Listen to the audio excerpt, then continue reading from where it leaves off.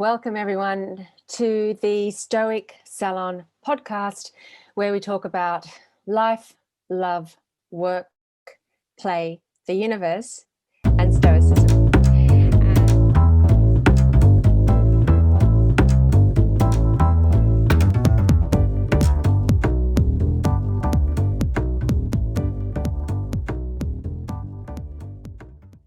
And today I'm really excited because I'll get to speak with Eve Riches, who I've never had the chance to meet, but very excited about today. I get the opportunity to meet her because I'm co-organising the Stoicon X Women Practical Paths to Flourishing conference on June the 5th. And I'm looking forward to exploring more of what she does and how she incorporates Stoicism to help others in her mentoring and tuition work that she does.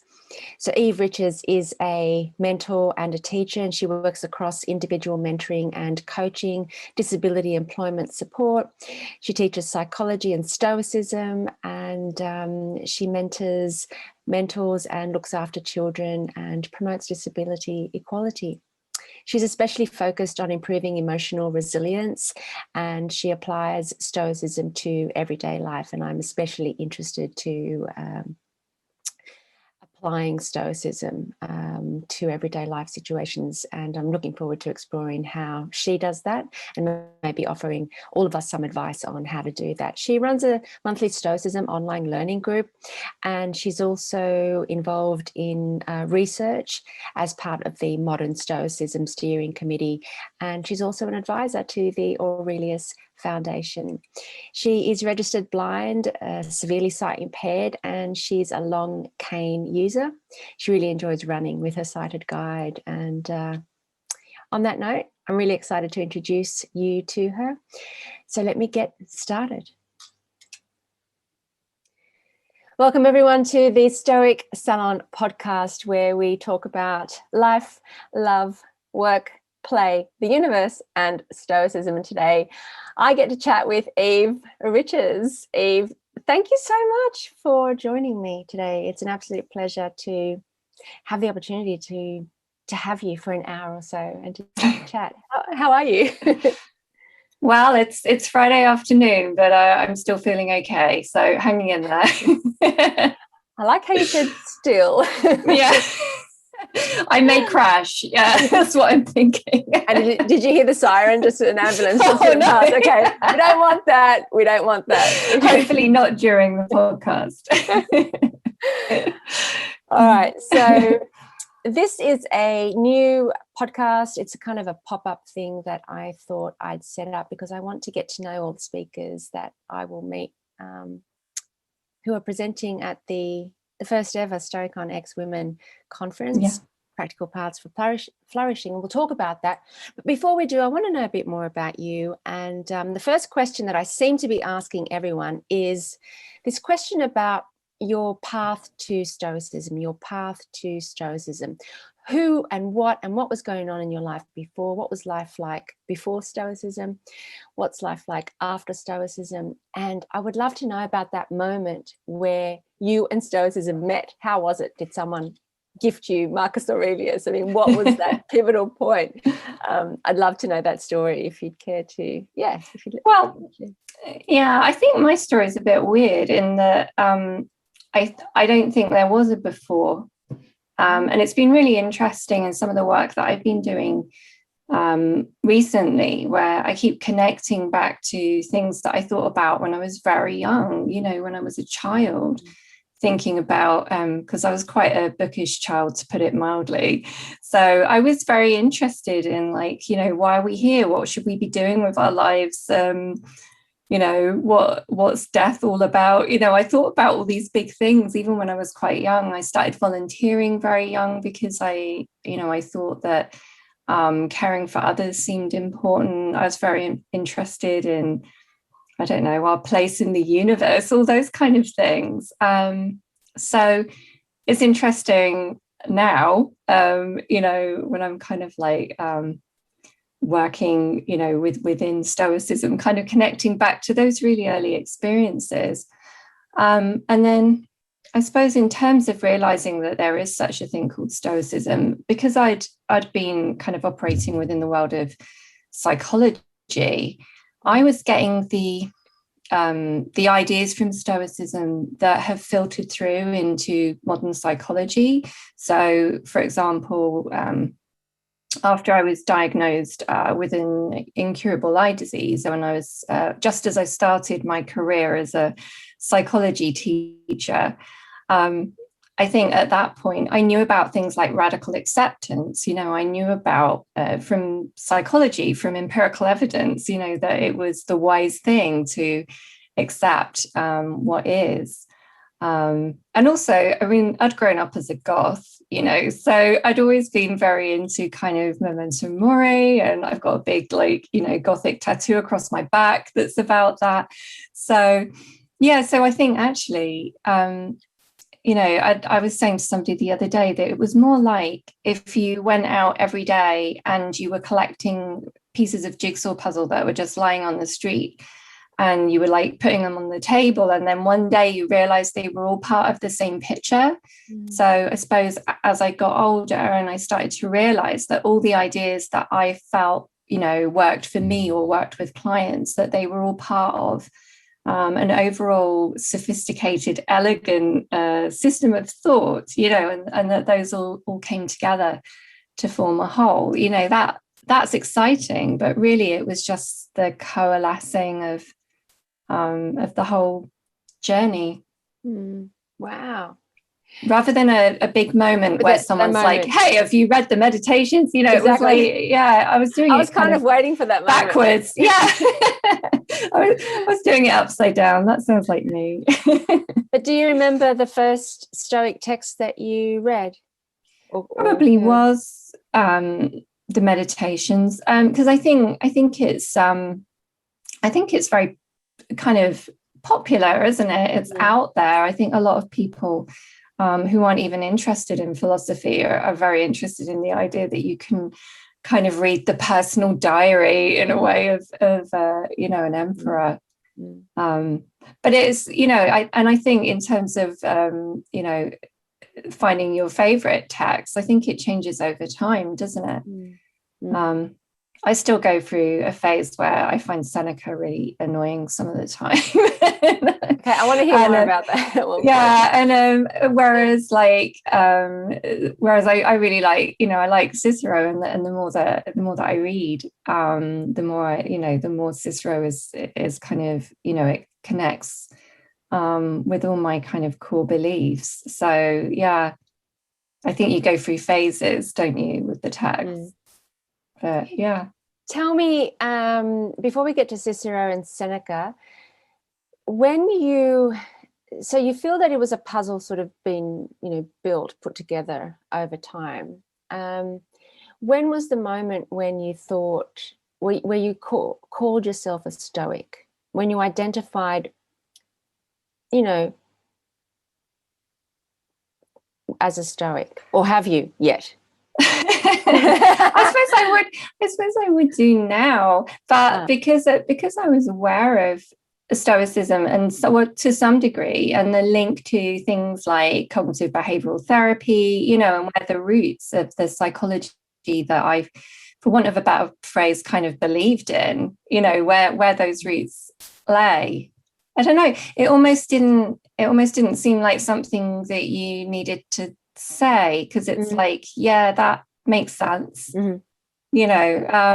Whereas I suppose more recently, where I've now got up to my neck in all things Stoic and getting involved in all these different projects and stuff, you end up saying the word a lot more because you're like, people are like, what are you doing? And you're like, yeah, there's this thing called Stoicism. So you kind of end up having to tell people, whereas I don't know, who would I have told? Who would I have been going like, hey, Stoicism, that's a thing.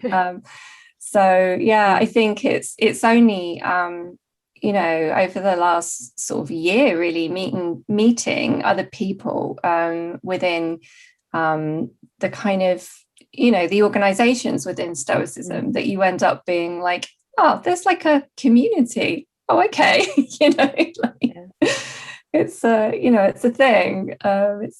There's groups and people are doing things, so much more recently than that I would be kind of coming out about it and talking to people about it so much.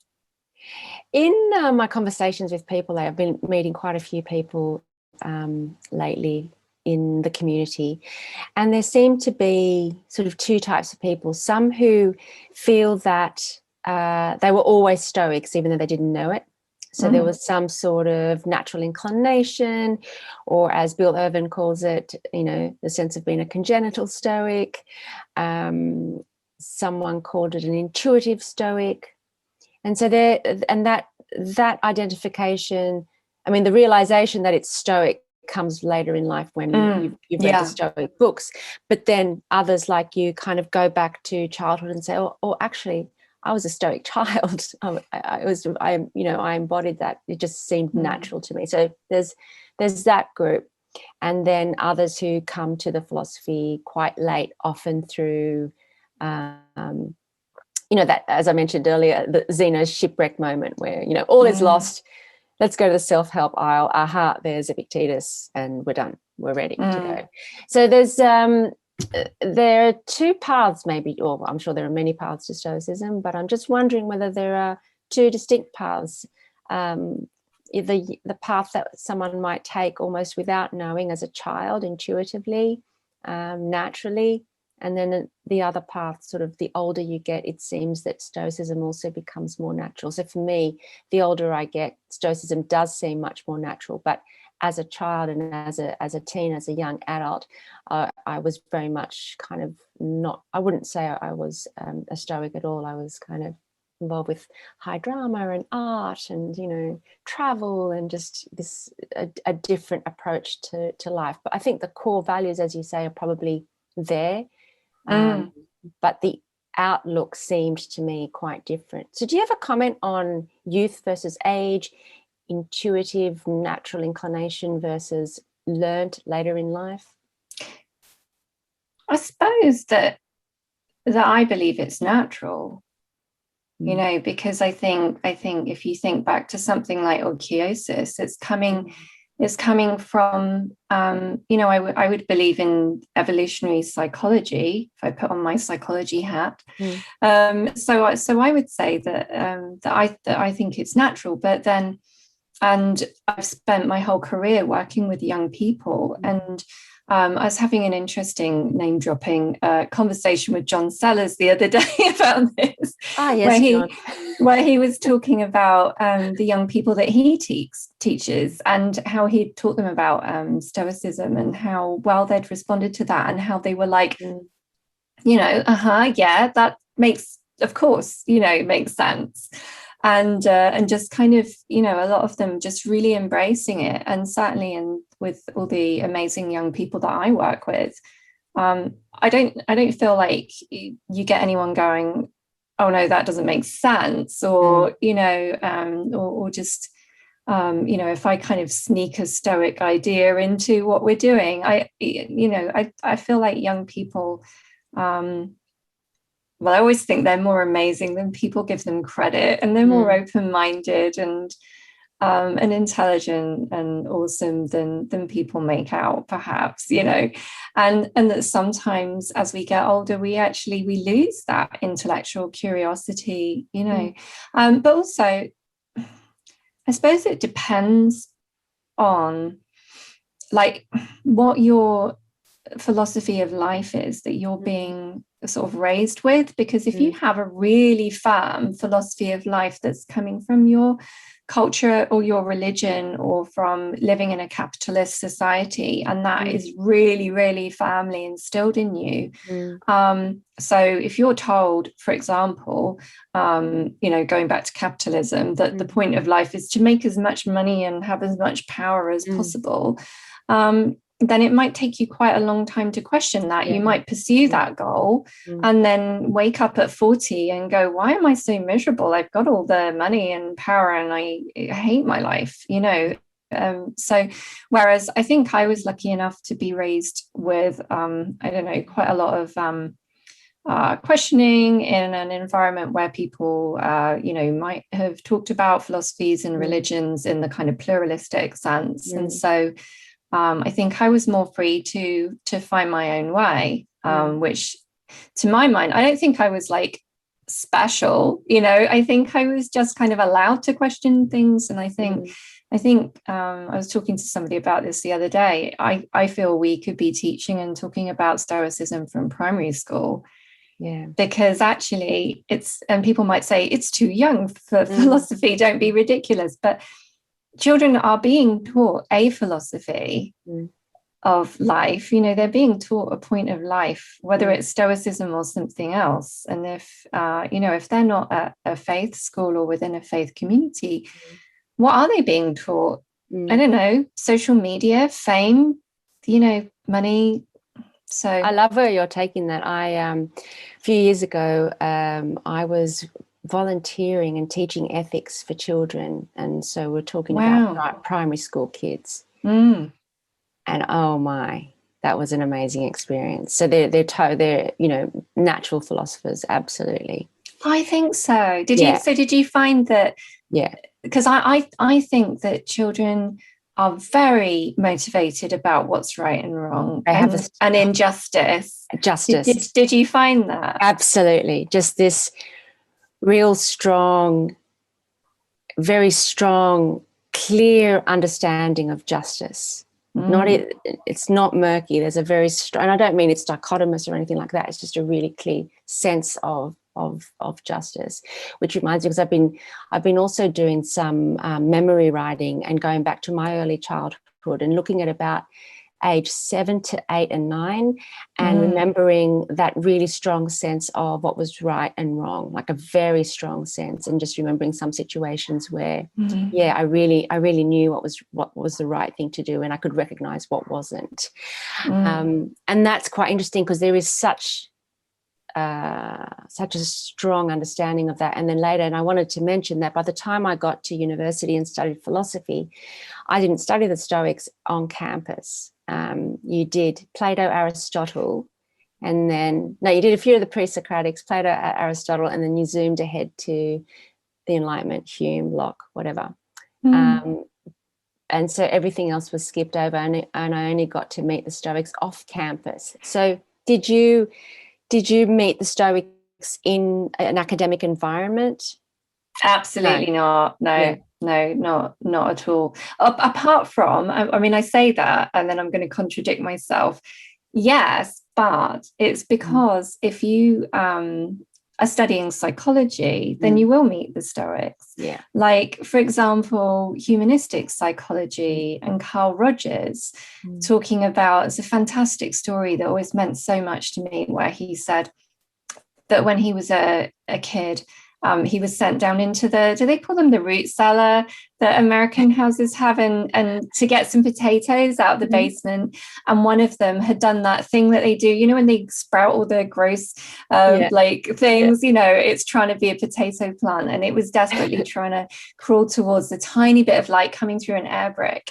And he told that story, and he said that that's what humans are like, that they are, with the tiniest bit of encouragement, the tiniest bit of care, they are moving toward the light. So that all we need to do in the work, those of us who kind of work in support roles, is to just be there with them and show them that unconditional positive regard, fancy words for love, I guess, and that they have it inside them, and when you think about it, I mean, I was listening to, it's actually Greg Sadler talking about Cicero on Ends, so book 3, where he's talking about nature and our nature and all of that, and Cicero is saying that, Cicero is saying that same thing, that we kind of have it in us, that we're on this journey, and that we're learning to go beyond kind of immediate survival, and to move towards being our kind of best selves.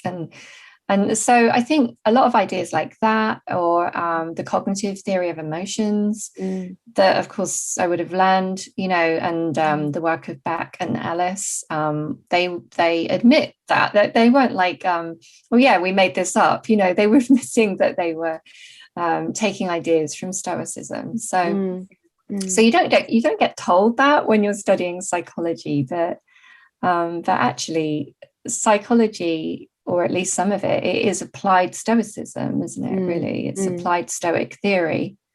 So, you know, like I was saying about radical acceptance. So kind of yes, just not explicitly, which I don't think matters. Whether anyone's saying, and this is a Stoicism thing right now, I'm going to tell you, because actually I feel like half of the battle with trying to get people interested in what you and I would think was interesting is the word, because you're like, it's bad that there is another meaning of the word that doesn't mean anything particularly nice or good or positive, really, and that is going to be really off-putting. And so I feel like some of the time linguistically it's not always doing us a favor to say, okay, I'm going to tell you a Stoic thing and then tell someone. You know, like, there's a story, you know, Scott Perry, who is a Stoic, and he works with Seth Godin, and he is a mentor. His business is called Creative on Purpose. Do you know who I'm talking about? I think I've heard of the Creative on Purpose thing. Yeah. He wrote a book. This is how I came to know about him, around the same time when I started, you know, reading the Stoics in my adult life, my later adult life. He wrote a book called The Stoic Guitarist. And he was really interested in creating a business, creative coaching with the word Stoic in it. And Seth Godin had mentioned that he should remove the Stoic from the brand. And I first called myself the Stoic writer, and I was talking with Scott saying, so I've got to remove the Stoic because it's like not going to, you know. So that's interesting, because there are certain connotations. But I think your voice and I think the broader and more disparate voices that talk about Stoicism then adds a kind of a broader understanding of it, and I think might rebrand that. Yeah, definitely. And I had a really interesting conversation. Sorry, it's kind of slightly off topic, but not, with a client yesterday, where we were talking about language generally, and for example, the word disabled, and whether you need to just come up with a new word for it, or a new phrase like differently abled, because does disabled feel too heavy? Has it got too much past? And you know, and so you just want to abandon it. And I was saying, well, I think that when you look at different communities, like in the LGBTQ community, or, you know, like in all sorts of different communities, people have said, no, I actually want to reclaim that word and make it mean something else by the way that I live my life, you know. And so although it's unfortunate in some ways, that if there's enough people living their lives and saying, hey, this is what Stoicism looks like, then the idea that it is Stoicism with a small s, I think it gets replaced over time, doesn't it? So because I was arguing that I'm proud to call myself a disabled person. I have multiple disabilities, and I'm not speaking for someone else. I'm not saying anyone else, you know, should feel the same. But for me, I'd rather make the word mean what it means to me and kind of embrace it. So so I guess we've just got some work to do. But that's what you're doing with things like the Women's Conference, isn't it? Or what you're doing right now. You know, you're reaching out and you're showing people that Stoicism doesn't mean holding all your emotions in and being a bit grim. You know? Absolutely. I have a kind of theory about the small s, capital S debate, and I just feel that the small s, Stoicism, really just illustrates the outward appearance of a person. someone seems stoic, or comes across as stoic, or appears stoic, and really it's just recognizing what a person might look like. Yeah. And not making a comment about all the work, the internal work, because much of the stoic work that's done is private, it's internal. And then when you step out into the world, you're pretty much looking, for the most part, I mean, we do giggle and laugh, we have fun, we can dance, you go running. I was gonna say, I don't know if I would ever appear stoic, really. Yeah, like I'm quite like, my emotions are always like quite near the surface. I laugh a lot, or I think I'm quite an emotional person in that way. It was interesting that Tim LeBon from Modern Stoicism was saying that when they did the research on small s Stoicism and Stoicism with a capital, that there wasn't a correlation between the two. So that's really interesting, because the trouble with, I don't know, I suppose it goes with the Stoic theory of emotions, is that, and it might be my misinterpretation of the word stoicism with a small s, but you kind of imagine someone who doesn't have much joy either, like just being a bit buttoned up, like they're holding everything in, they might explode at any moment. It's like, or they're just kind of dead inside, so now nothing's showing on the outside. But that doesn't leave much sort of room for a life that's full of love, to quote Marcus Aurelius. It's like it doesn't sound like much fun, does it, really? Well, I do feel that it's the look, that I do feel it's the public face in certain circumstances where you appear to be stoic. I mean, the Queen was stoic. Did you read, like, in the reports, the Queen was stoic, after yes her partner.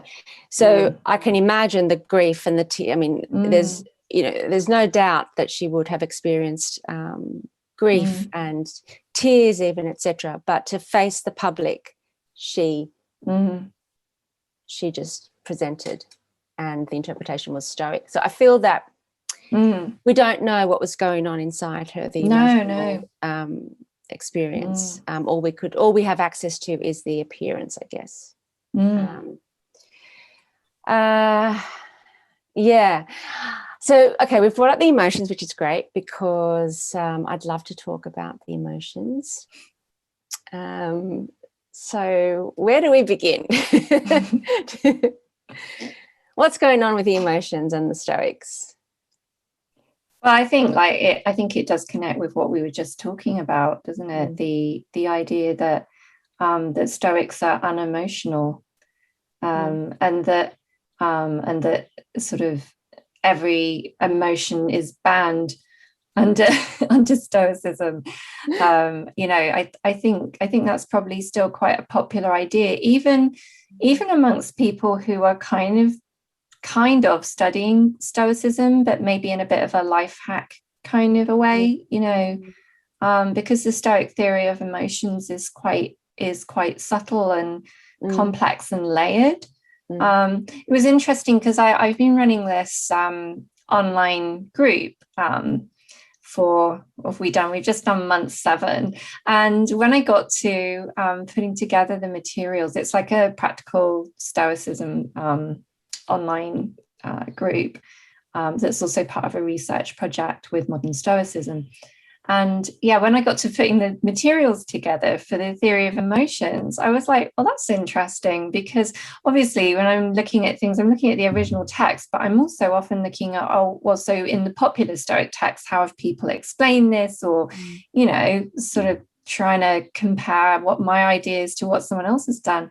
And it was very interesting to see that it wasn't covered maybe as much. Well, that was I might have been what do I know, I might have been looking in the wrong places, but so I'm like wading through Margaret Graver, and it's like it's quite a hard book, especially if you can't use books, which includes me, because of my visual impairment. So I'm like reading it online, and it's quite it's quite an intense book to read.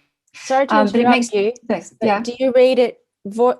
Is it voice?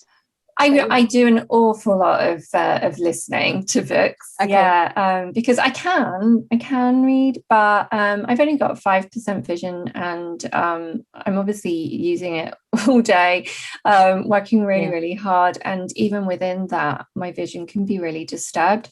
In that it's kind of like flashing, and so I just get tired. I really like someone reading to me, so I use a lot of things like Audible, but then if you're trying to approach something like Cicero, trying to find a decent spoken version of some of the texts, and now that sounds like I'm being critical of any of the versions that are out there, but some of them, they're just not very user friendly. So yeah, but yeah, for the Stoic theory of emotions, I feel like sorry, I interrupted you at Graver. Yeah. You were in the Graver. Yeah, no, I was just saying I feel like that's something that maybe it seems too complicated or something, because it's so layered and it's quite controversial in some ways, that it doesn't seem to be out there so much, but it might just be I'm looking in the wrong direction.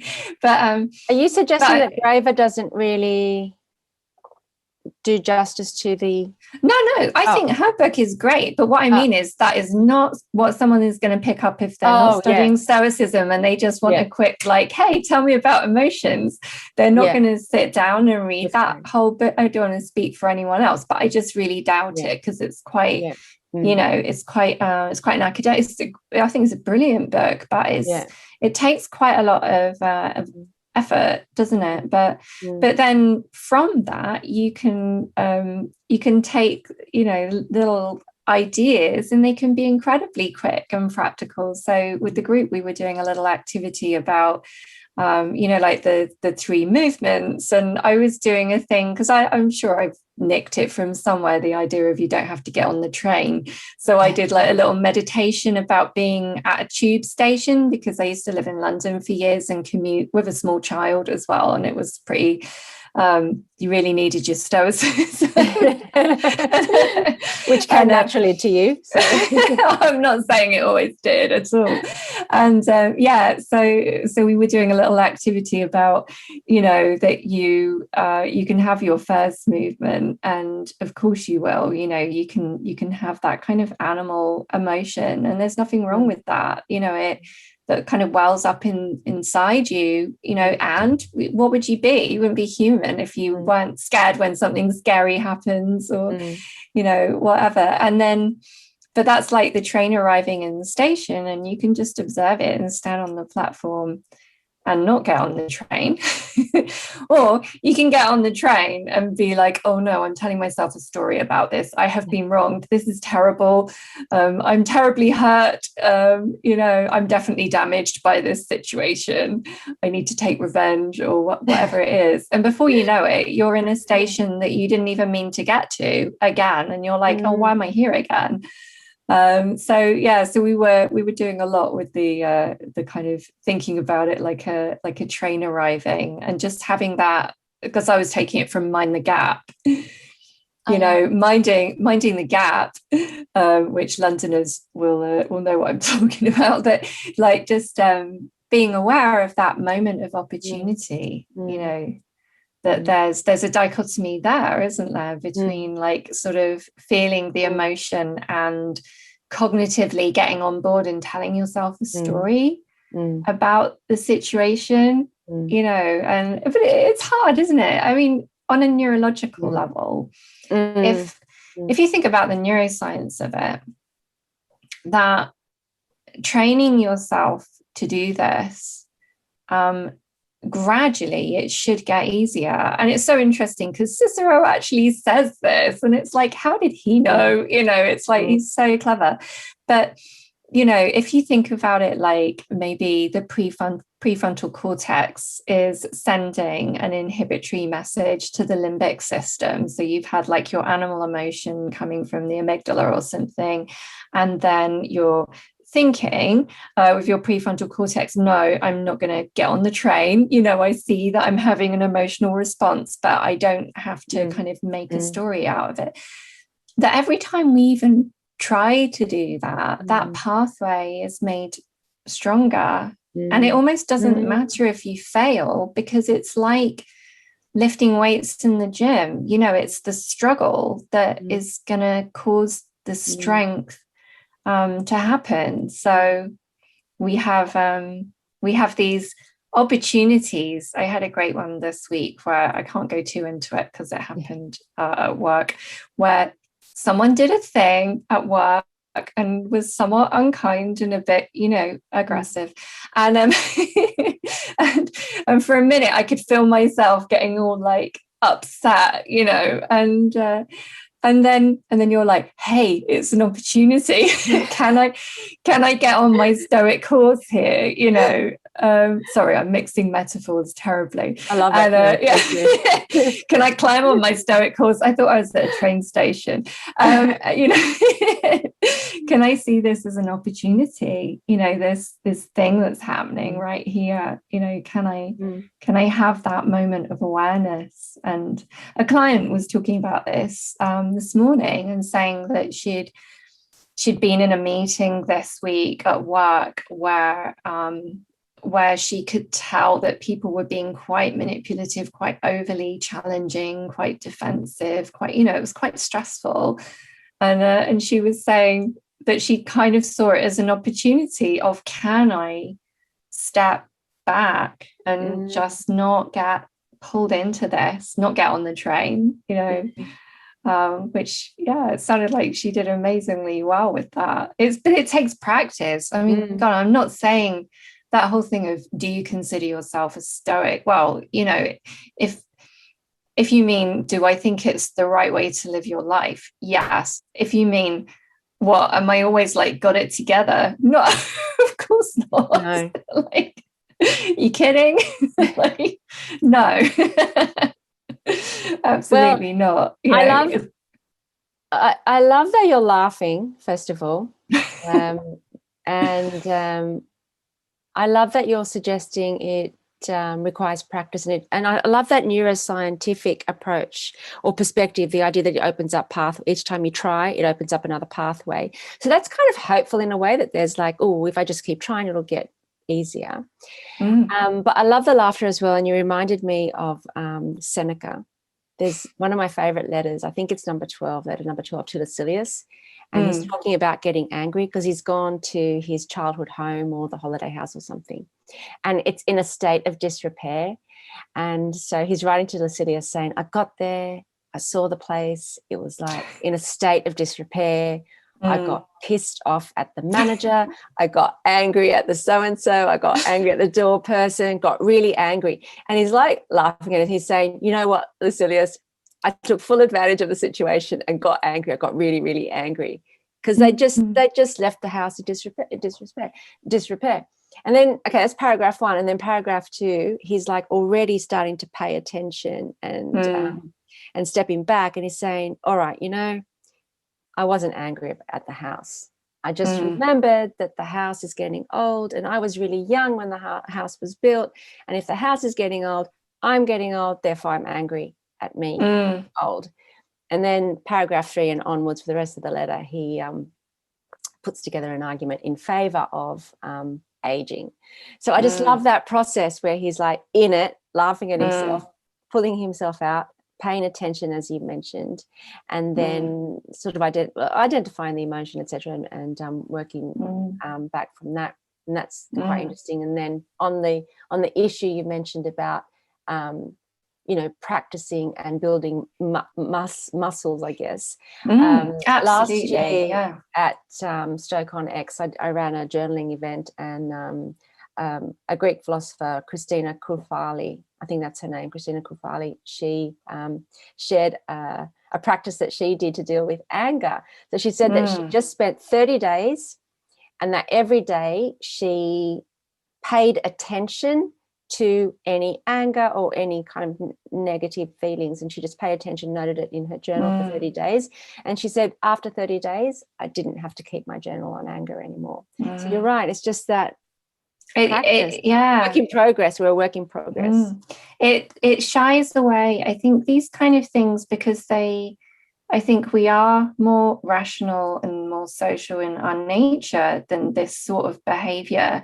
Mm. So I don't think it stands up to the light of human consciousness being repeatedly shone on it, because it's not real and it is nonsense. And the more that you look at it using all of your rational brain, using your kind of system 2 brain, looking at it like that.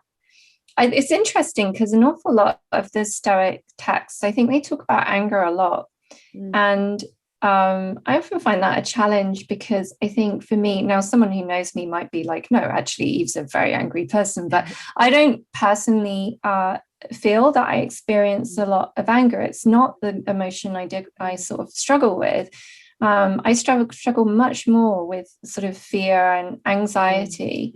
And it's fascinating to watch, because I can see myself, because one of the interesting things about having a degenerative disease is that it requires you to face and, I guess, overcome fear and, and your anxiety about what might happen, because if you didn't, your life would get really small really quickly, and at times it has, because I see myself kind of going through like a process of you kind of think you're handling it, but then of course, the disease gets worse, and then you've got to like address things again, and then you've got to address things again, but each time you're getting stronger. So like I was very afraid and anxious about having any sort of mobility aid,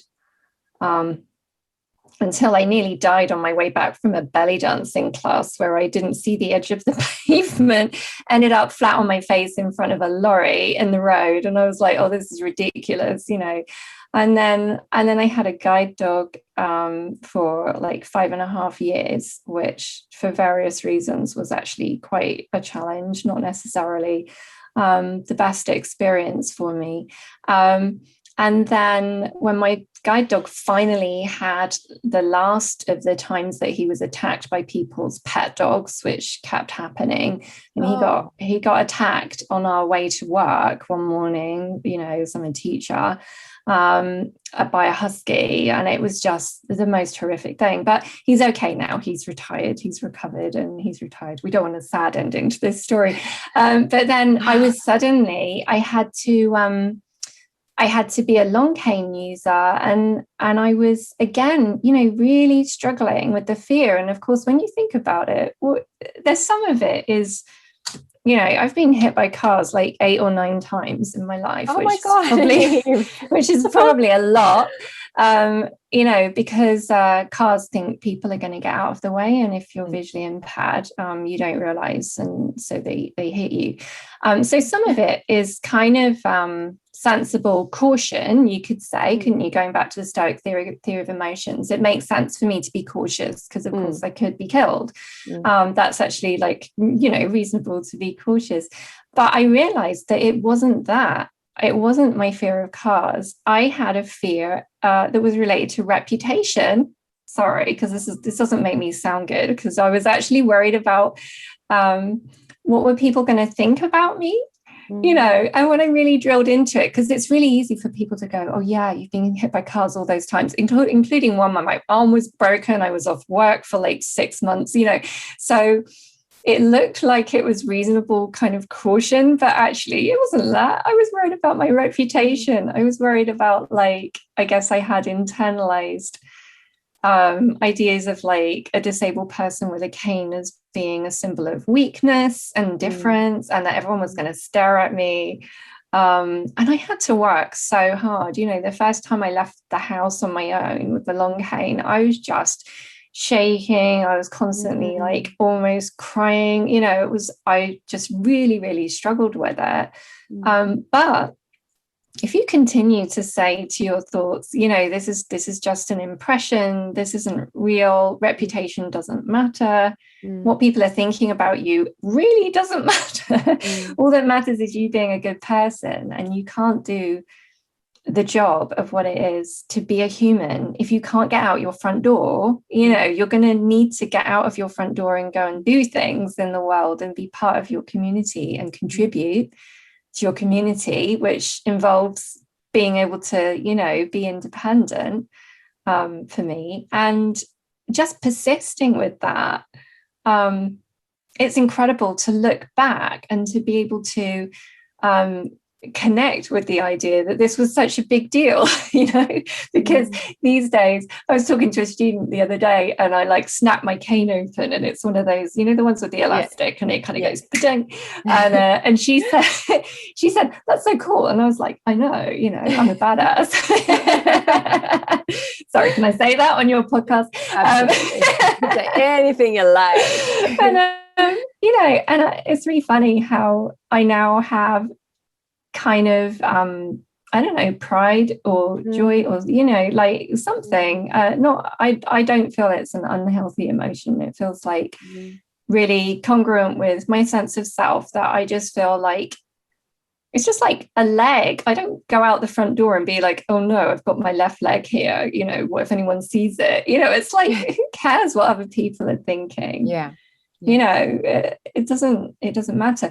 But what's amazing is being able to, you know, have the compassion for myself when I wasn't managing to get out the front door, and when I was really, really struggling with that, and seeing that it is just it's the showing up, isn't it? It's the practice. It's the, you know, it's just doing it over and over and over, working on it, that eventually over time it shifts, you know, and then you're not feeling those unhelpful emotions, you know, and you can get on with, you know, appreciating life and going to do whatever it was you were doing, rather than, you know, getting so worked up that you can't get out the front door, you know. So yeah. And I love how you said that I need to do good work for myself and the community, which means I'm going to have to get out of the front door, which means I need to find a way to get out of that front door. And that's just a tiny shift of focus, isn't it? Yeah. All I need to focus on is doing my work, being my best self, and doing the best job I can in the role I was made for, you know, in a sense, right? Yeah, there's one of my favorite songs that really got me through some very tough times, when, you know, when I was really struggling. Like, I think particularly when I was doing my degree, everything was really, really tough. I was very poor. I had a baby who wasn't very well, and I was really young, and, you know, it was really, really difficult. And there's a Kate Bush song called Jig of Life, and in it there's a line where she says, this moment in time, it doesn't belong to you. And it's about in the sort of the song cycle on the B-side of the Hounds of Love album, at the moment that she's talking, this the character is trapped under ice and she's drowning, and she's just thinking, I just want to give up. And it's like herself from the future comes to her and says, look, you can't give up. You've got all this stuff you need to do. You know, you've got to get on with things. This isn't about you, basically. You know, it's not about you. And that, you know, because it doesn't mean it's not about you at all. Like, you need to be utterly selfless, because, you know, oikiosis is telling us that when we're caring for others, and when we're doing things for others, we're also caring for ourselves. And if you look at the little example of, you know, Eve who couldn't use her long cane, if the motivation for me at the time was I need to help others and it got me out the front door, did that ultimately help me as a person? You know, did that help my mental health? Did that help my physical well-being? You know, the other thing that I would say massively, you know, while we're talking about this, is the other thing that was of huge help was my community. Because around this time, I'm sure you've heard of Park Run. Yes. I started doing Park Run, which I can't tell you how scary. It is. It's just like unbelievable. When I run, I go more blind. So it's even like, it's just absolutely, it's terrible, because you spend the whole time imagining things like, I'm going to smash my teeth, I always think, or I'm going to break an arm. I just spend my whole run having these thoughts come up, and doing it anyway. And this amazing team of people, like even sort of specially did training with, to sort of learn how to be sighted guides and help me to start running again, because obviously I hadn't been able to run as my sight got worse. And that really helped as well, because that was almost, I guess that's two things. That's being cared for, which is good for your self-esteem, but also it's something about, if you've got to do this scary thing, try doing this much scarier thing and learning to handle your emotions with something that's even tougher, and then dial it back. Now, is it okay? So can you walk out the door with your long cane? Because you just ran round a park with like 800 people, So I couldn't have done it without all the amazing people around me, believing in me and having, being on the receiving end of care. I think that has really helped with handling my emotions. So so it's not all about being mean to yourself, is it? And being like, I need to self-sacrifice and just be caring for others. It's not about that, is it? It's about everyone caring for everyone else. So tell me more about care. You're working on a project, Stoic Care, is that right? Yeah, tell me about that. Well, so your colleague Brittany Polat, who's also organising the women's conference, got in touch with me, and she must have seen something where I was blithering on in some webinar. I don't know, I can't remember what she'd seen me in. Maybe it was, I don't know, it must have been something I did for the Aurelius Foundation, maybe. I think so, yeah. So she for some reason didn't think I was talking nonsense, and got in touch with me and said, I'd really like to kind of do something with you, having invited me to talk at the conference, which I was really excited to do. And so she'd come up with this idea about like making a website, and so we called it Stoicare, and it's live now. It's stoicare.com. And on that, the idea of it is that it's got a lot of beautiful writing that Brittany is. She's such an amazing writer, isn't she? She's done all amazing. This. That I read an article of hers the other day about transcendence. I don't know if you've read it. Yes, and I've read that. I made I was like telling my group, you have to read it. But yeah, so she's done all these this lovely writing about kind of why Stoics care, because it's really important to get that out there, because like we were talking about with the Stoicism with a small s, you hear people saying, I couldn't be a Stoic because I care for others too much, and I couldn't be like an island, I need to have my relationships. So there's obviously a lot of belief that if you were a real Stoic, other people would be nothing to you, they'd be indifferent, and that you wouldn't be kind of active within your community. So she's put a lot of the kind of theory about that, and then we're creating, and some of it is already on there, but we're still working on it. So we're creating toolkits for people who care in different capacities. So I think I'm going to do one on teaching and mentoring, and I think she's done one on parenting, and we're looking to do one maybe for people who work in healthcare, like different areas.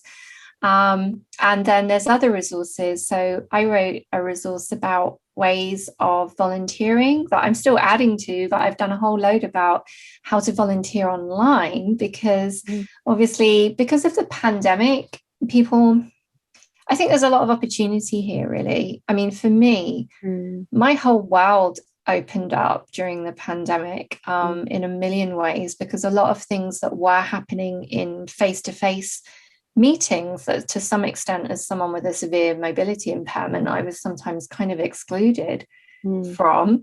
Now you can, if you've got a mobility impairment, if you are, you're kind of too busy to, you could afford an hour, but you can't afford an hour to go and volunteer, or you've got half an hour, but you can't spend that traveling to go and do a thing because there wouldn't be time, there is now the whole area of online volunteering and being able to contribute to the greater good in that way has massively expanded. So I put up a whole load of links and resources about that.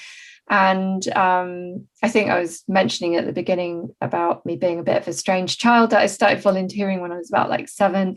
And I've had so many I've been so lucky with all the adventures that I've had as a volunteer. And so I talked a bit about kind of why volunteer, because the whole time, obviously not when I was 7, but from when I was an adult, I was still volunteering even though I was working full time. And I think you do have to be careful about not doing too much. So I've talked quite a lot about burnout, for example, and whether you can afford, because I think, now this might be total gender stereotyping, but I think particularly as women, it's like, yeah, you've got to have a family and a perfect house and a great career and do good works in the community and look amazing and, have a great sex life and stay fit and educate yourself and do yoga. And I'm just exhausted, it's like, shut up. I don't do any of that. So it's one of the things I'm talking about at the conference, but I've also put into the blog is about, can you actually afford to volunteer, because maybe you're doing enough already, and it's one of the things that Cicero talks about, I think it must be in On Duties, where he's talking about basically that, you've got to apply temperance in your care for others, and you've got to think, if I'm doing this, am I taking away from something else? So like at one point I was helping run a charity and it was so close to my heart, and there was various difficulties and I was getting more and more sucked into it, but then it was almost like I wasn't being as available to my daughter because I was working full time and I was like getting far too involved with this charity, and I look back and I'm like, oh God, I don't know that I should have been doing any volunteering. That's like, just because you're passionate and just because you care and you feel like you should be contributing, your contribution could just be being a good person in whatever job you do or with your family. And that is that could be enough, couldn't it? You don't need to also be trying to save the world in your lunch hour. I think that is such a good point. And I think the Stoics do help with that. I was just thinking about Epictetus's, idea of being born to play a specific role. You're a character in a play, and the script hasn't been written you, etc., etc. But your role is only to play the role. And so I think, how do we decide which role? And maybe not, because you listed a whole lot of roles that women, I guess, and I'm sure everyone has to play, spouse, parent, etc. How do we identify with all those roles? And given, there's this entire temptation or invitation to be all these things because you can. We live fast now. And we live many lives and there's opportunity. What would the Stoics say to us today about making those choices and really coming back to the root? What is that main role? What would you say to that?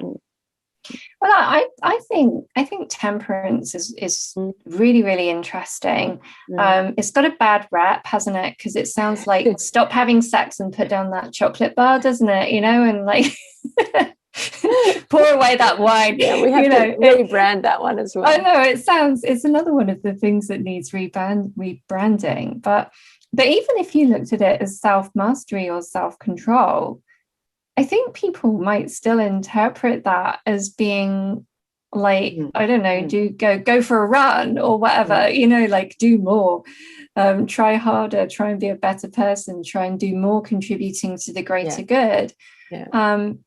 Whereas, I really believe in put your own oxygen mask on first, which is, part of the twin strands of oikeiosis, that if you don't, if what you're doing to care for others and to contribute, or what you're doing in any way is depleting you, then you're not going to be doing it well anyway. You're not going to be contributing to the greater good. You're not going to be effectively caring for others if you're not caring for yourself. So, the word selfish has again got a bad reputation, but actually, self-care, but meaning that not in the you've got to do that yoga class even though you're exhausted kind of self-care, and why haven't you drunk 5 green smoothies this week, but real self-care where it's based on compassion. That's got to be at the root, hasn't it? That our basic drive on an evolutionary perspective is for us to survive and for us to be okay. And that I do believe, and I think, I feel like I'm still studying Cicero, and, I'm always like still learning every day, but I feel like he is saying that within us, I think he's got that potato in the basement thing going on, where he thinks that within us, we do know, we have the seeds of knowing what is right, it is within us. And actually, if we really tune into that, then we might manage to care for ourselves that is more, in a way that is more compassionate, that is more conducive towards us living a good life and being true to our nature. And then that would then mean that when we do contribute to our community or care for others, we're doing that in a way that is temperate, that isn't excessive, where we're not getting burnt out. Could you just do me a quick favor and just explain, how would you explain oikeiosis? I keep talking about it, don't I? I suppose to me it's about, I don't think there's anything wrong with the L word. I think it's about love, really. Although you often hear it being described in all sorts of other ways, because some people talk about appropriation. I think I read that the word, because the word's a bit off-putting. We've got a lot of problem with the words, haven't we? Like, people are like, what is that? But I think, doesn't the word come from the word for like house or home? So it's about kind of appropriating things. But actually, I tend to think about it as like care or love. And so you've got your care for yourself and for your survival, and starting to and thinking about what you need to select in terms of what is good for you, and then starting to move towards living a life that's built on living with virtue.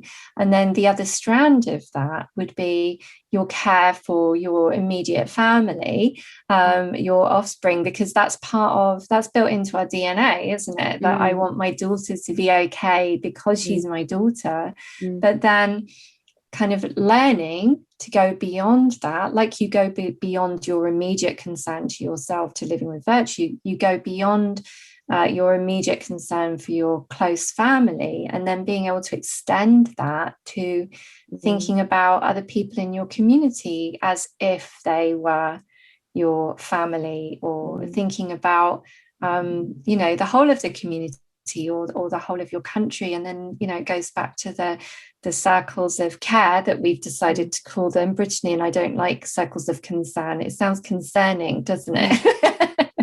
Sounds grim. Circles of concern. I am concerned.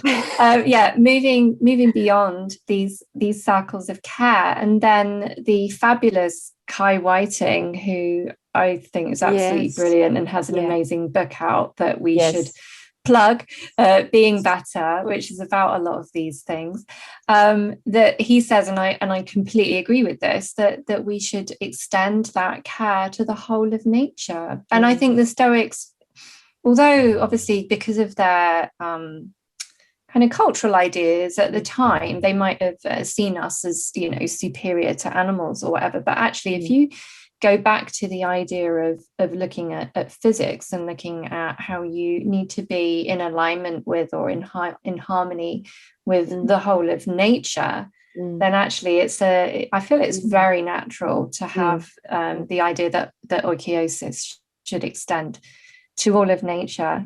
I was saying the other day, I'm gradually, I've been very fortunate in my life, because I think when I was growing up as a member of the LGBT community, or as a vegan or whatever, I was really weird.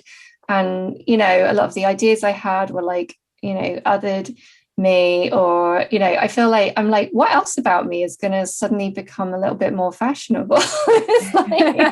Because actually concerns about things like factory farming and, you know, the environment and veganism are so much more mainstream now than they were you know, when I was growing up. So yeah, and I remember back in the day trying to be a vegan, and it was all about lentils.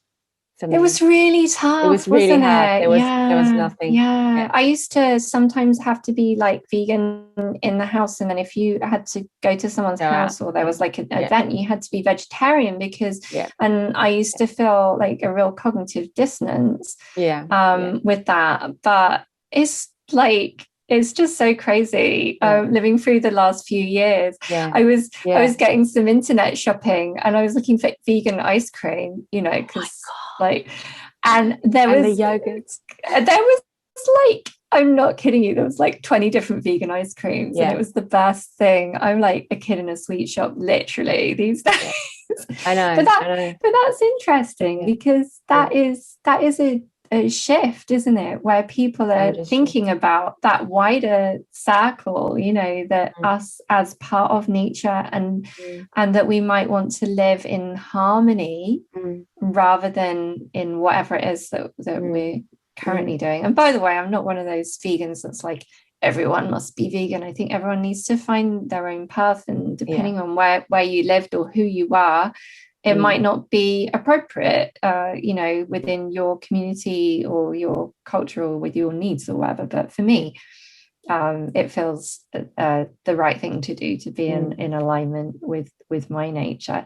But yeah, so that was a very roundabout way of talking about oikeiosis, because I think maybe people are getting more interested in these ideas of the bonds within the community, and the idea of caring for nature.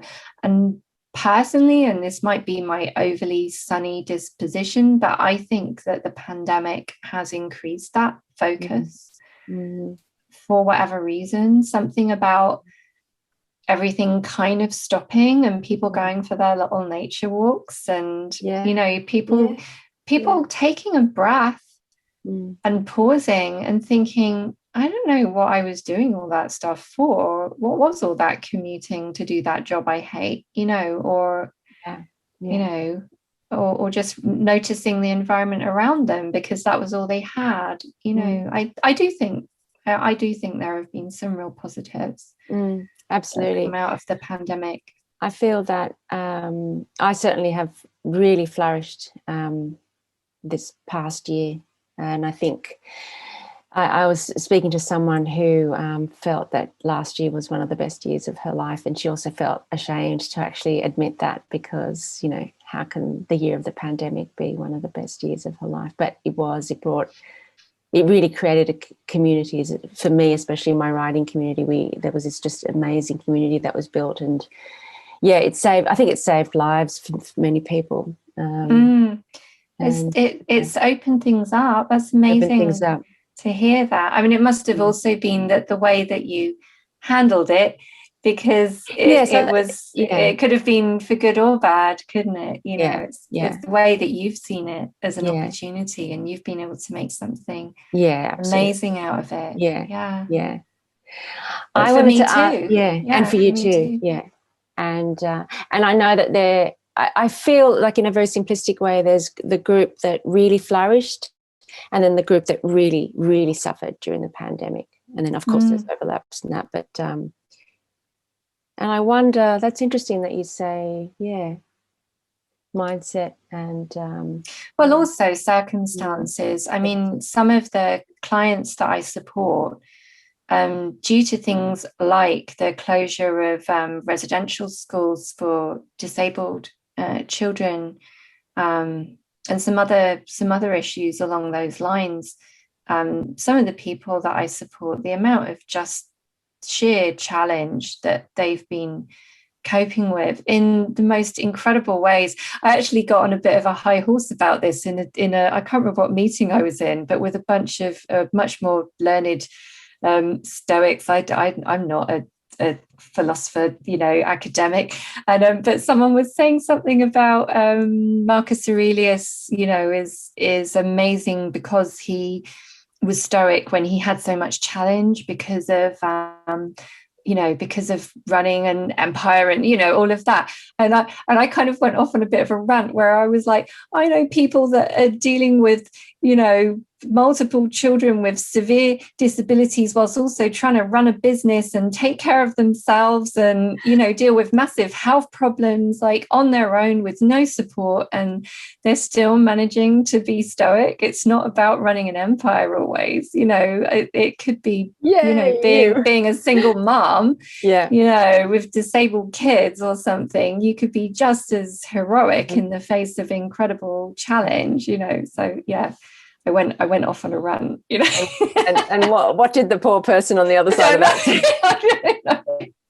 All right. I was just trying to say it's like the challenges that people are dealing with, they're not always because you're a big famous person on the world stage. It can be that you're dealing with incredibly, I just feel humbled, at being able to be with these people on in these difficult circumstances and witness how they continue to show up, and they continue to be able to take a step back and take a breath and kind of face the next challenge, even when it's really severe. It's amazing. Tell me, I wanted to ask you about your daughter. Do you teach her Stoicism? Does she read it? Is that kind of the rule of the house? Well, she's 27, so so she lives in London. We do talk about it. I mean, she studied psychology as well, because it's like a disease in my family where so many of us have studied psychology. Our parents weren't from that background at all. I think my eldest brother must have started it. But we do talk about things like that, and she is very wise.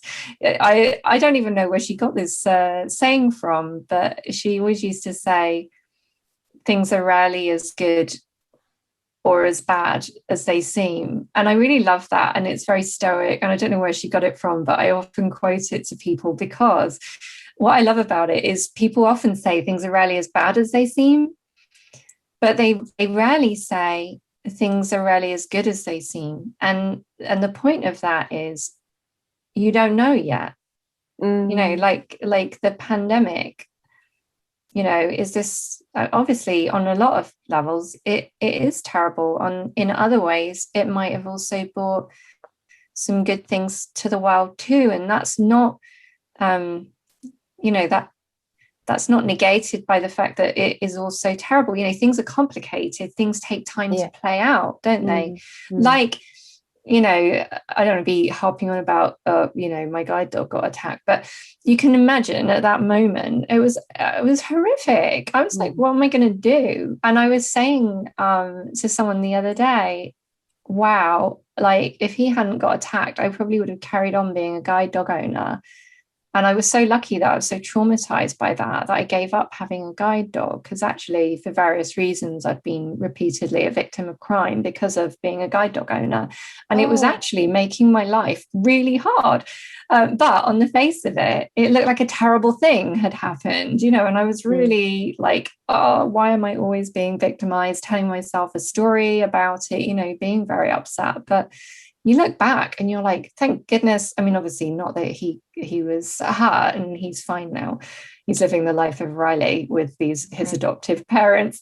But yeah, things like that, you look back and you're like, wow, life is complicated, isn't it? Things where you're like, oh, this is the best thing ever. Like, oh, I've got this great new job and it's brilliant. And then it doesn't quite work out, or something that you think is going to be devastating, and then you look back and you're like, well, thank goodness that happened. We need to see the difference between like the events and the stories, the impressions that we are telling ourselves about what's happened. So she's very wise, and of course she is amazing in every way, obviously. I knew that. I love her dearly. Yeah, how lucky she is to have you as a mum. Oh, thank you. I feel like if you're a mum, you are always feeling like you're not good enough, don't you? But I try the advice I would give to someone else is that you don't have to be good enough, because the ways that you mess up, if you can learn from those and you can share the difficulties that you've had and how you overcame them and what was useful, then it helps, doesn't it? It helps to be human as a teacher or a mentor or a parent. Like all of your mistakes, they can either end up being funny stories, and that's important, or they can be like a learning opportunity, or maybe both. You don't have to have like lived this great life where it all worked out all the time. But I often say about parenting that when she was really little, I had one of those fortune cookies, and I opened it, and it had the thing inside. It said, the only way to get your child to walk down the right path in life is to walk that path yourself. And I was like, damn it. Really?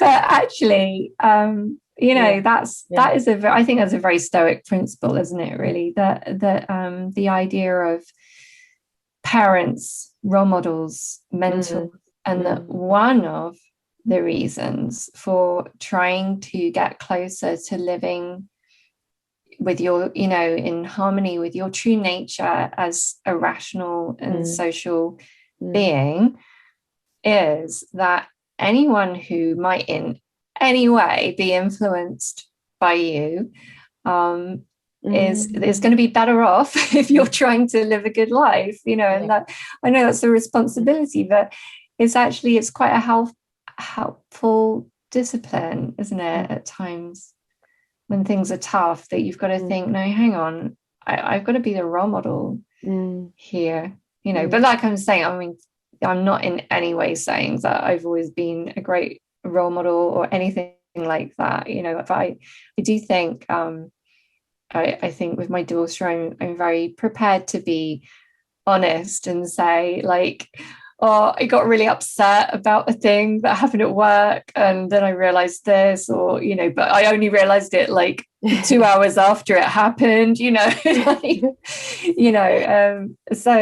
I think that's important, isn't it? Being able to have a relationship where you don't have to be like, oh yeah, I'm Mary Poppins, yeah and I think, okay, I got a question for you. Of all the ancient Stoics, who would have been the best parent? That's really interesting, isn't it? I don't know. It's funny because a lot of people think that Marcus Aurelius is like really serious. But I always think he's really funny. But then that might just be I'm totally projecting, because my argument about why I think he was really human and really funny is because I think all the things that he wrote down about, like, don't get too don't get too obsessed with food or sex, or, you know, everyone you meet is going to be really annoying and stuff like that. That's because I don't think he would need to write the same thing like 50 times if he was above it already. You know, I think he fell off his Stoic horse every day, in my opinion. I'm not a historian. This is based on no facts and literally not having a philosophy degree or knowing anything about it. But my my take on it is that he messed up frequently, because if I was writing the meditations, it would be really boring, because it would say stuff like, Eve, stop getting upset about IT, you know. Just because Zoom froze while you were making a stupid face, it's actually you know, an indifferent to you. But then the next day it would say the same thing again, you know. And so I feel like the fact that he actually repeats himself a lot is because he messed up a lot. And I think there's so much about love, and there's so much about like his love for other people, but also other people's love for him. You know, the whole first chapter he's talking about, I feel like he's got so much gratitude, and people go, oh, well, he's the richest man in the world. But actually, I don't think it was, again, based on no understanding of history, I don't think it was a picnic. He got like stabbed in the back by someone he thought was his friend, and loads of his kids died. Like I think his life was really challenging, but what you get from it is a huge amount of gratitude. And I feel like gratitude is a discipline that I really try and live with it every day. I really try and be grateful for the amazing fortune that I have, you know, in terms of, you know, the people that I have that love me, and that I live now, when as a woman I'm allowed to have a career, and you know, as a disabled person I have technology that means that I can read, and you know, all of that. And I feel like his gratitude comes across, his love comes across. I think his humor comes across, but that might just be my take on it, and his humanity. So so I think if it wasn't for the fact that he probably wasn't around that much because he was busy, you know, being emperor and everything, that I think he would make a really cool dad. Because I think he would be prepared to say, oh my God, I totally messed up at work today. I like really lost my temper, or God, I'm really putting on weight because I'm so into this wine and cheese that we've got at the moment, and I just can't get, you know, I can't get enough of it. You know, I feel like he's like that, isn't he? You know, he's super relatable, you know. But I think that's what you want in a parent, isn't it? Someone who's human, you know. And has love, and I think he has both of those things in buckets, to me anyway. I totally agree with you. Totally love. Well, that's good. Great, we've solved that one, haven't we? I know. You've got to teach me about, because I was saying, I often find Seneca a bit something, I don't know what it is. I don't connect with him. Tell me the bits that you said. Okay, I don't know. You said you find him annoying a bit. So which? I feel like, and this might be totally controversial, but I feel like in those letters, I'm never convinced that he's talking to a real person. And now this might be totally wrong. What do I know? I don't know the history or the philosophy or whatever. But it's like, hey, fake person, I'm going to tell you a thing. And sorry. Because I mean, like I said, I didn't do a philosophy degree. I might be totally wrong, and maybe it is a real person, and maybe it doesn't matter. And that is probably also true. And I'm sure Cicero is doing that in places with things. I want to read some Cicero, actually. Look, I love him so much. You've totally, I can't wait to do. I've never read Cicero. I mean, apart from, you know, snippets here and there. And I only came to Seneca just recently. Like, I haven't even gotten through the graver translations that's sitting there behind me. But I think a lot of people think that he's not being authentic, he's like putting it on in the letters. I just totally think that this is for real. But, you know, there are bits in the letters where he says to Lucilius, you know, we don't know about Lucilius, but let's say he says, like, at one point he has this real sense that his letters are going to be read later. Yes. I think maybe it's a comparison with where I don't think Marcus Aurelius was thinking that at all, and that might just be totally my bias, because I love writing that feels very, that it's coming from a really genuine place. So it's nothing about the philosophy. It's totally it's the voice. There's something that irks people totally. And maybe a lot of the stories probably are real, so I need to get beyond that, because I was reading the one the other day about where he gets seasick, which I get quite seasick, so it was very relatable. I love that letter. But then he's annoying, because he's saying to the captain, we have to go and land, and the captain's like, we're going to die, and he's like, no, I'm forcing you to land the ship. And I'm like, oh, come on, mate, this is bad, you need to like stoic it up, what are you doing here? But that's obviously very genuine, because I don't see why someone would make up that they've been such an idiot. He's very.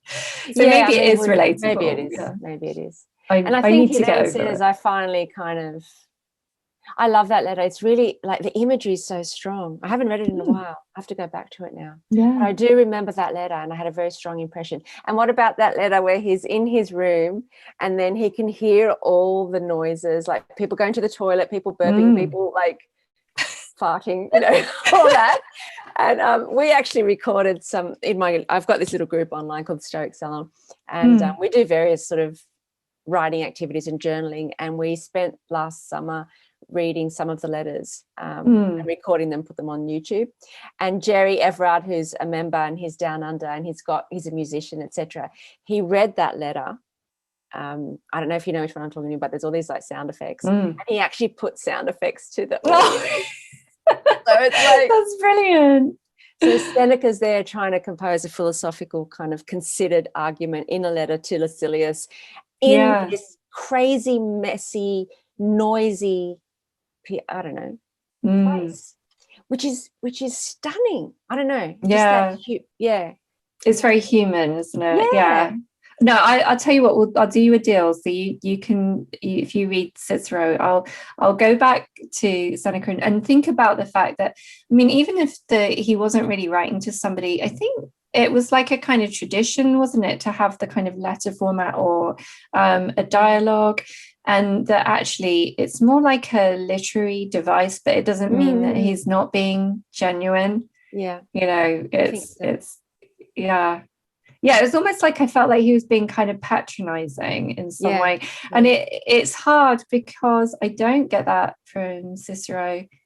Epictetus is different because you're not hearing the kind of authorial voice, because it's someone's like lecture notes, isn't it? Yeah. And then obviously meditations, I feel like you feel like you're getting to know him as a person. Yes. So it's hard to stand up to that, isn't it? Nothing really? can. So I think meditations is genius, absolute genius. And your comment on that, I didn't want to interrupt you earlier. Gregory Hayes, in his translation, in the introduction to Gregory Hayes' translation, he actually pretty much puts forward the thesis that you did, that Marcus Aurelius was really struggling with those issues, and therefore the repetition and the re-expression and the reformulation and the over and over and over again. Yeah. So totally. that he wouldn't have had to put another reminder if it was something that he was already like, I've done that. Well, like you were saying about the lady writing the all the time she was angry and then not doing it anymore. So in her meditations, she would have been done with anger, wouldn't she? Like maybe one day when I'm 90, I'll be done with anxiety and fear. I don't know. Well, I hope. Me too, actually, because fear and anxiety is top on my list of things. So I'm with you on that one. Yeah, I constantly fall off the Stoic horse. My partner is very funny, and he says, "Come on, Stoic it up, Eve." Really now? Well, actually, that's so funny. That is so funny, because I was talking to Alkis, who's going to be speaking at the conference, and she's going to be doing some Stoic meditation with us. And she said that her husband's really now into Stoicism, so that he's now quoting her the Stoics, which is interesting. Yeah, you can't get away with anything, can you? No. It's all over when you're living with someone and you're trying to tell them, like, when they've got that emotional intelligence and you're trying to tell them the sad story about what happened at work, they're going to say, you know, are you creating a story about this, or were you really hurt by that, or is it that it was your impression that you were hurt? And you can't get away with it. But no, it brings it back to what we were saying at the beginning of the conversation, that actually humor is so important, isn't it? Because like, if I don't mean laugh at yourself like in a mean way, because that's not coming from self-love and self-care, but I think being able to kind of laugh at situations, or laugh at the seriousness of your thoughts, or laugh at the fact that you that you got really upset about that thing yesterday and now today you can't even remember what it was, or it's like it's lost all meaning, that kind of transcendence. I think you can laugh about things, can't you? It really, I think it's a very important life skill, being able to bring that in. It creates distance as well, doesn't it? That's it. Yeah. When you're in terms of transcending, if you manage to laugh about, so not everything is funny, but when you can, like my situation this week at work was actually quite funny in the end. I was really laughing about it, which was funny because at the time for a second there, I was really upset, but afterwards I was like, wow, that is so ridiculous, and then laughing about it, and then you're back in feeling joy, aren't you? And feeling gratitude and all the good stuff, all the kind of helpful emotions. It's very important. I feel like Marcus Aurelius was aware of that. I do think he was being funny on purpose. But it could be the translations. No, I think I agree with you. I think we've got the Marcus Aurelius fan club starting. I always say I'm a Marcus fangirl. Fangirling for Marcus Aurelius, because with when I was preparing everything for the group I've been running, Tim LeBon has been doing supervision for the group, because obviously people within the group can present with their own difficulties, and he's been so supportive of it all. And I was always trying to put in quotes from other writers, other philosophers, because I felt like I keep fangirling Marcus Aurelius and trying to get a Marcus Aurelius quote for every single thing that I'm talking about. But it's interesting over time, because I'm going to be running an online course for the Aurelius Foundation, which is really exciting. And I was looking back over the work that I did initially for the course that I've been doing, and you can see Cicero coming in more and more. As I kind of explored Cicero, I end up fangirling for Cicero. It's like, maybe eventually Seneca will get more of a look in, and Epictetus. So obviously I have got Seneca and Epictetus in there, but you can see what you're reaching for, what you're connecting with. And I can see at the beginning, I was a bit Marcus Aurelius focused. I keep trying to get away from Marcus Aurelius, but he's my first love. What can I say? Well, what I would recommend is Greg Sadler has done these amazing a series of sort of short talks about Cicero that are on YouTube. And he's so great, isn't he? And he's so approachable. And it's really good because you can stick them on, if you're busy and you're just getting ready in the morning, I stick them on when I'm doing my makeup or whatever in the morning. I'm listening to Cicero.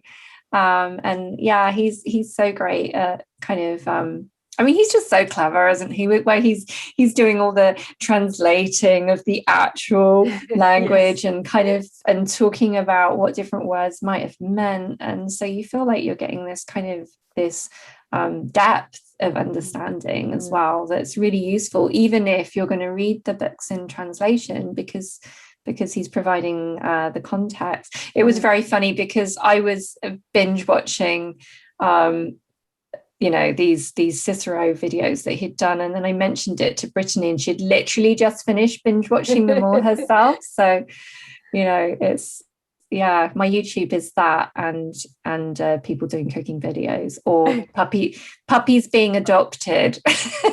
Everyone's got puppies being adopted. The puppies and sad, like puppies and kittens being rescued and then adopted, and then they're all happy in the end. That and a lot of philosophy videos. It's literally one or the other. My husband and I share our sort of Amazon accounts and stuff like that, so the algorithms must be like all over the place, because it's so disparate, like it's just so like all over the place. So, I won't even go there. So we've totally messed up the algorithms. That's all I can say. But you've totally convinced me, and thank you for nudging me towards Cicero, because that is a gap. And I would credit the fantastic Christopher Gill, who I'm lucky enough, that he has been. I mean, he's just been incredible in 100 different ways. He's been so supportive, and if people don't know him, he's, I guess, maybe the most kind of famous or respected academic in Stoic philosophy in the UK, I guess. I don't really understand what the situation is, but I know he's very, very respected, and he's been incredible. He has not only been there when I've had some really technical question, including one where I rang him up and I was like, Chris, I need to talk about sex in this talk, because I was doing a talk about Stoicism and relationships, and I was like, people think Stoics don't have sex, because of all the bad ideas about Stoicism. So I was like, I'm going to talk about sex, and these are my thoughts, okay? And I want to just check that I've not gone off into Eve's philosophy that isn't even anything to do with Stoicism. So that was quite a funny conversation to have with him. But so he's been great in that way, and he pointed me in the direction of Cicero, and has been really helpful with that. But also, he's been such a champion, I think, of women within Stoicism, and has been, so encouraging of me personally, because I have an awful lot of imposter syndrome, because I'm like, who the hell am I? What do I know? I'm not a philosopher. I don't have a philosophy degree. Why should I be doing this work at all? And he's just been amazing. I'm so lucky. I think he just met me in a random London Stoics meetup, maybe. I don't really know how this all got started, but then he's just kind of suggested me for things, and just being absolutely brilliant. So I think none of it would have happened without people like him and Tim the Bon, and Justin Stad. I've had so many people just cheering me on and being so supportive. What an amazing community, and then Absolutely. And now meeting people, like you and Brittany and Kai, all these so many people that I've met within Stoicism that have been so welcoming and so accepting and so sort of joyful, and what I call thing doers, because I always say there's thing doers and people who talk about doing things. I think I've stolen it off an episode of Will and Grace where Grace is saying, oh no, they think we're thing doers, we talk about doing things, we're not thing doers. But actually I think a lot of people in the kind of Stoic community, if you want to call it that, are real thing doers, aren't they, and have so much joy to them, and have been so just accepting, and encouraging, and all of that. I feel an immense amount of gratitude for the experience that I've had with all of that over the last year. I'm so lucky to have got caught up in all of this, really. Well, you're definitely much loved and much respected. Your name really is spoken. Well, I'm embarrassed now. Well, good. Deal with it. You are. Thank you. You are. You really are. Thank you. That's very sweet. I've so enjoyed our conversation, and unfortunately you brought up the sex question right at the end, because if we'd started there. Well, I did give me a 5-minute spiel on the sex. Go on then. Yeah, I did say that when I was doing the talk about relationships, I was saying I think anything from relationships could have a whole discussion on its own. But I thought the sex one was particularly interesting because, I don't know, it's another one of those things that you don't see it everywhere being talked about. Perhaps there are some great articles and things that have been written about it, but I think you could argue that sex is part of, our nature. It's part of oikeiosis because forming bonds with people and caring for people is part of our nature as humans, as social humans. So therefore, sex is part of that because it's part of the way that you would build a bond with a partner. And that building a bond with a partner is part of caring for the other person and caring for you. So therefore, sex is part of oikeiosis. It's part of our nature as a social human. And, it's built into our DNA. So it's linking back to the kind of, the evolutionary psychology perspective. But if sex was being done, that's a weird way of putting it, was being pursued in a way that was not temperate, like, oh my God, I can't live without this person, I can't breathe, I'm not concentrating at work, I've let go of all my other relationships and all my other responsibilities because I'm head over heels, I need to be with this person, or if it was if a sex life was without courage, then that would mean not speaking up about boundaries or calling someone out on behavior that you weren't comfortable with, that we all need to be prepared to be honest, which might take a lot of courage because of the way that we're raised not to be honest about things like boundaries or likes and dislikes. So you'd have that, wouldn't you? And it would be acting without justice if you were to, for example, cheat on someone, or be catfishing someone online, or trying to make a pass at someone whereas actually they're your friend and they don't want that, or they're a bit inebriated. So when you think about the virtues, the wisdom of sex would be to be doing it in a way that was just and temperate and courageous, but with joy and with it being part of your nature as a human, and that it would be part of oikeiosis, and it would be part of building the bonds which are part of the community that goes on to make the community of all of humanity. So there's no stop having sex. I think it's just and Marcus Aurelius talks about that, doesn't he? Don't get so into it. Remind yourself that it's just bodies. Now, he's not saying every time that he would have sex with his wife he was going to just think of her as just a body. What he was saying was, when you're getting to that point where you're like, oh my God, I can't think about anything else. And we've all been like that, when you're kind of infatuated, that you are no longer operating from a point of view of reason. And you might end up doing things that when you look back, you're like, well, that wasn't very wisdomous, was it now? So I think that's what he's talking about. But I'm sure there could be a whole load of work done on that, or an interesting workshop or something about Stoic sex or sex and Stoicism. I think it's an interesting topic, isn't it?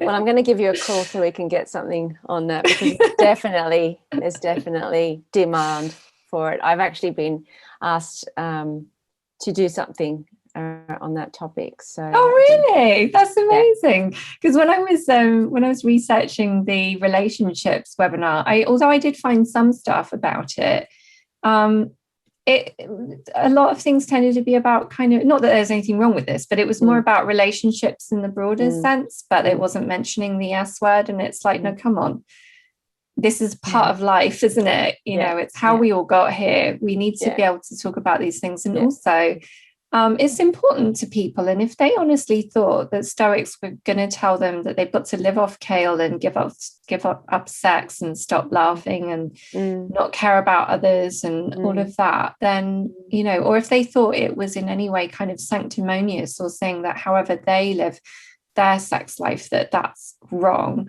it's not going to sell Stoicism to the masses, is it? It's going to put people off even more. So count me in for if you want to talk about Stoicism and sex. I think it's an interesting conversation, isn't it? Definitely.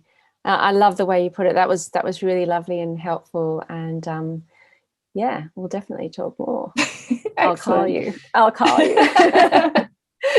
Thank you. Eve, we could sit here forever, couldn't we? It's just what fun. And I'm glad we had a good laugh as well. And, definitely. Thank you. Let me know, last thing. So say someone who's listening wants to go and Google you. What's the one thing that you hope that they pay attention to most about you? Oh, God, that's a really difficult question, isn't it? I mean, I have a website which my daughter was working on the other day, so it's looking a lot tidier since she had a look at it. And there are videos of the talks that I've done for the Aurelius Foundation, I think, are online, and a talk that I did with the lovely Chris Gill and Tim LeBon for Modern Stoicism about Stoicism and the pandemic. That was great. I loved working with them on that. It was really brilliant. And you get to hear about my attempts to unsuccessfully feed some ducks. It's a real, edge of your seat story. So they might come across that. I do. I work with autistic people and people with other disabilities, doing kind of one-to-one support, and I work as an employment consultant and a teacher, but I do see people one-to-one for Stoicism-based mentoring as well. I have too many jobs, basically. I do too many things. You are amazing. They're all brilliant, and I'm incredibly fortunate. So I guess check out my website as it is. It's still being worked on because we're doing some work on it at the moment, and as you'll see, it betrays the fact that I'm a goth. Because it's quite dark, and it's nicer for my eyes to look at dark backgrounds, so I've made it something that I like looking at. But check out some of the videos and the other videos that the Aurelius Foundation have done with people, and that Modern Stoicism have done. They've both got an incredible kind of back catalogue of all these amazing talks. My favourite one the Aurelius Foundation have done is perhaps the one with Andrew Small, talking about his work in prisons. And I had the privilege to have a conversation with him the other day, and he's just incredible. So I would really recommend. It's from the Aurelius Foundation launch a year ago, and he's talking about, I think it says Stoic in action, and it's Andrew Small talking about working with prisoners with Stoicism, and I so want to work with him in some tiny way, or help him, or just be a huge fan. So that's what I'm doing at the moment. If you both do something, that would be he's so cool and so human, and just this incredibly wise, generous person. So I recommend people. Now I've totally gone off track. I was supposed to be talking about myself, but no, check out his video. I think people will love it. It's funny and real and just great. So that's my recommendation. Thank you for that. And of course, you recommended Cicero to me, which I will. Yeah. Well, I hope I brought some enough energy to the after a very heavy week. Oh my goodness, you're amazing. Love you so much. I was thinking, oh no, because it was me because this was when I was free, and I was like, oh no, what kind of state am I going to be in by this point on a Friday? This might be really bad. So I hope it wasn't too. This was fantastic. Thank you so much. No trouble at all. I very much enjoyed it. And I'm just so impressed with everything that you're doing, and with the the conference, and looking forward to it. Yeah. So yeah. Well, I will see you then. And, Yeah. and we'll stay in touch. Brilliant. Thank you so much. Have a good Friday evening now. Yeah, and have I hope a good long weekend. It's a long weekend. Yeah, bank holiday on Monday. I miss these things. Is Zoom open? Zoom's probably open. So exactly. It is officially a 3-day weekend. So yeah, I shall look forward to that. Right. Take care. Well, enjoy. Thank you so much. Thank you. Talk to you soon. No worries at all. Bye. Bye.